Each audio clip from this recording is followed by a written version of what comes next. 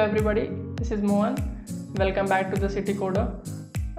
So today we'll be solving some problems on binary tree. So if you're watching this for first time, then just go and hit the subscribe button below. Hello guys, so this is the first lecture of binary tree series. In this series we are going to solve all type of questions of tree, binary search tree, try and heap questions on various platforms like LeetCode and all.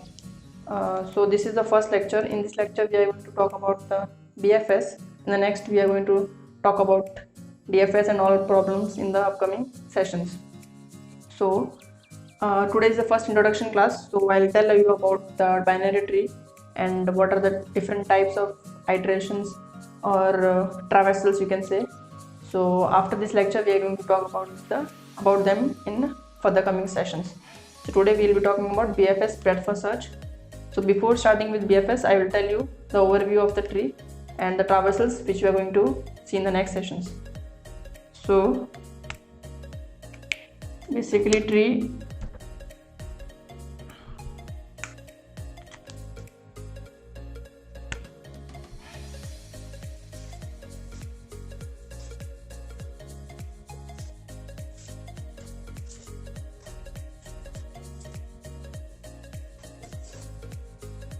So basically tree is a non-linear data structure, and in this we are storing data in form of a tree. That's why it's called binary tree. And binary means that if the node is having two children, like the parent node is having two children, so every node has two children. That's why it's called a binary tree. So how we make a binary tree data structure in normal coding is we'll be using a structure, we'll making a node.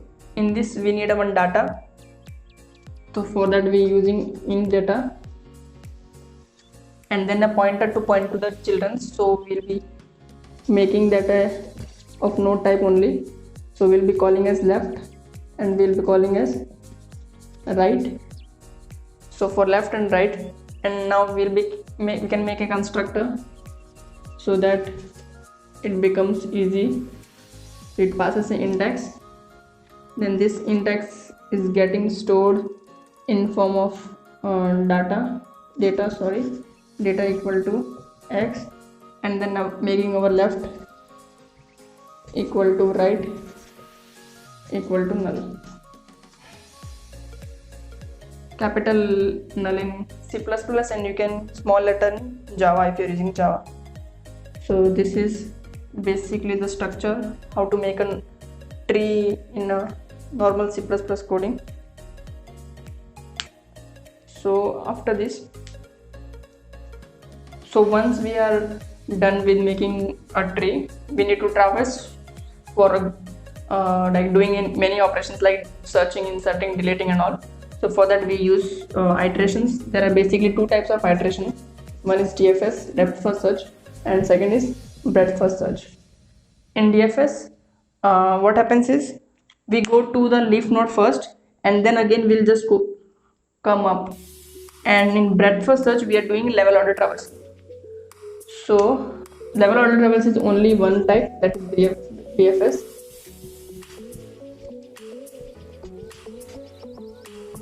So when we talk about DFS, there are again three types, which is in order, pre-order and post order. We'll talk in detail in the further coming sessions. So we are talking about BFS today. So in breadth first search, we'll be doing level order traversal. Level order traversal means we'll take level 1 first, we'll again traverse second and third, then 4, 5, 6. So basically we are traversing in level order. So this type of searching is useful when we want a problem, like we want our data to be near to the node. So this is a root, so we want our data near. So basically we will be using breadth first search for that. So how we'll be using breadth first search is, so for level order traversal we basically use queue. So how it goes is like we'll make one queue in which first it will be empty, then we'll first in the initial stage we'll first put our root in it. So we put 1 in this, so we take 1, we pop it out and we store in some vector for printing it. So we store 1 in our vector. Now what happens, while popping we'll make call for its left and right node. So 1 calls 2 and 3 and we'll insert that in queue if that is not empty. So we'll insert 2 and 3, we pop this out. So in the next iteration, first iteration is done. Second iteration we are going to print 2 and 3. While printing 2 and 3, we'll call for 2, again it's left and right node. So for 2, left is 4 and 5, so it gets populated in the queue, 4 and 5. We pop it out, and when we go for 3, we again call it for children. It does not have left, so there is no left, but we have right, so we'll print that right. We'll populate basically in the queue 6, so we'll remove this. So you can see when we are traversing first or any order or level, so the next level automatically get populated in the queue. You can see we are done with second level, and already the next level get populated in the queue. So basically this is the way in which we are going to solve the queue questions, like BFS question, binary for bed first search. Okay, so let us jump into the coding part and see how we can implement BFS.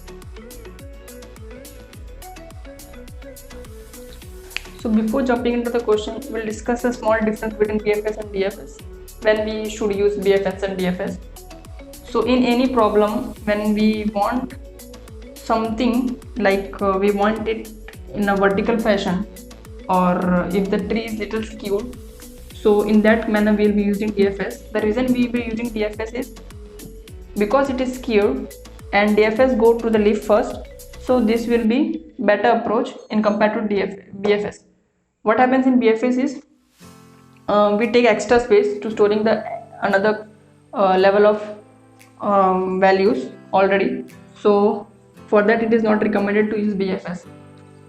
So the question in which we are told to find the node which are near to the root, in that case we can use BFS, otherwise DFS is good for that. Let's jump into the question. So first and foremost we'll check if the root is null or not. If that is null, then we will just return an empty vector. If that is not null, means it contains value. So for that we'll be using our queue to store that. That queue will be of tree node type. We'll call it that queue. Now when queue, will first push our root into that. So first value is in the queue. Now we'll be using our while loop. While queue dot empty equal to false, it means that the loop will run till the queue get empty. So while doing that, we'll make a vector. So for storing the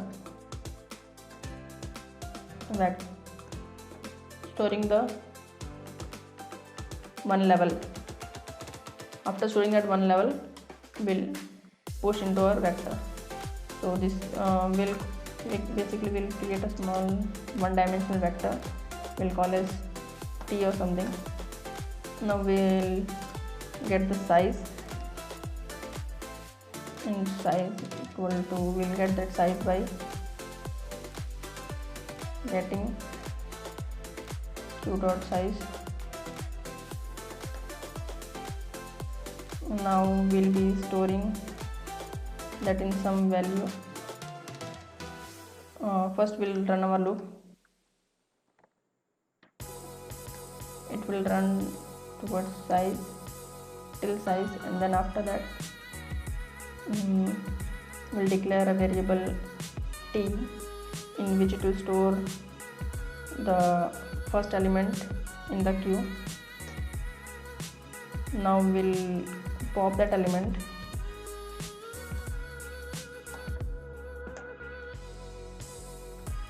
Now we'll populate the queue further. So first, initially the 3 is there in the queue. Now while traversing to on 3, we'll add the another level 9 and 20 in front of it. We'll be using basically we'll be checking whether its left should not be null. Then we can directly push into our queue by using queue.push, and that will be calling as t tends to left. We'll be doing same for the right.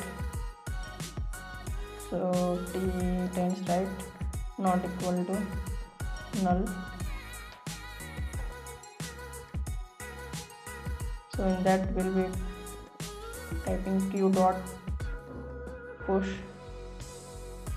t tends to right. Now we'll be storing the value in a vector. So for that we'll be using t.pushback.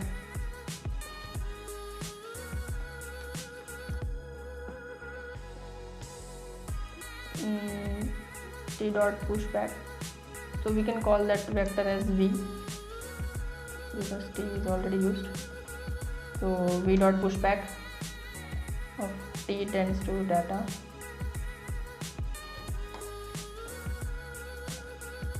So when this is done, we'll push our vector into our main vector which we didn't create. So we'll create that one first. Vector of vector, that will be result, and we'll call that as type of int, we'll name it result. So after this, result.pushback the vector which we got.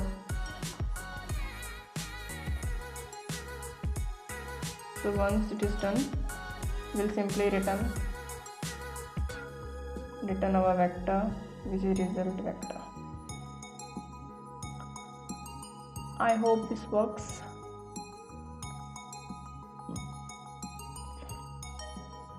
Let's check.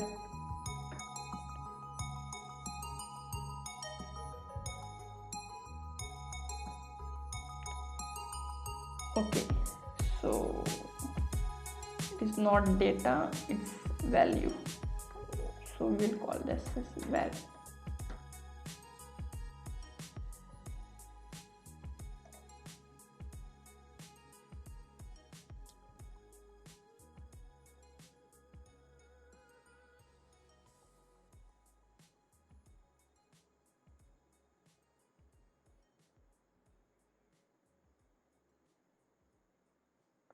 Okay, it is accepted. Let's submit our code.